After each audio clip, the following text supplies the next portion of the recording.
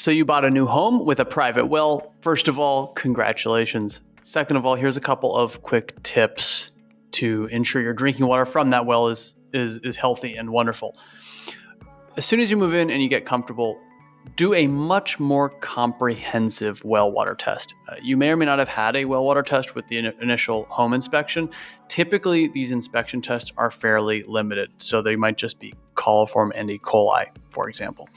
And coliform and E. coli are very important to test for and to test for regularly. As a new well owner, you'll want to test for coliform and E. coli at least every year.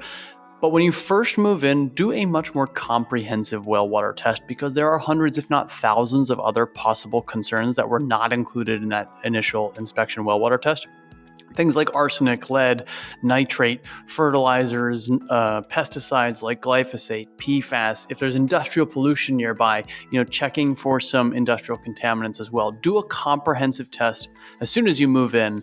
That'll not only help you feel comfortable and safe drinking the tap water, but if you need to install some kind of filtration or treatment, you can do that sooner rather than later. And then if you do identify certain issues, make sure you test for them on a regular basis. EPA says you should test for these things once a year.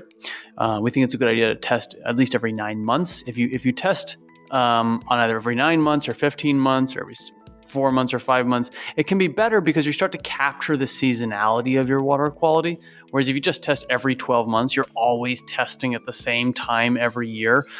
There's a lot of fluctuation in drinking water, especially in private wells. And if you don't capture that kind of randomness throughout the year, you're missing out key parts of the water quality picture. So not only test regularly, but try to stagger their tests a little bit in different seasons so that you're seeing the drinking water quality in the winter and in the summer and so forth. If you have any other questions about well water, it's certainly a very broad topic and there's a lot of complexity there. So please reach out. Happy to continue helping to address questions of well water ownership, especially for new owners. It can be a little bit daunting. It doesn't have to be. Do some testing and you'll quickly come to some easy answers. There you have it. If you have any other questions, let me know and I will answer as best I can.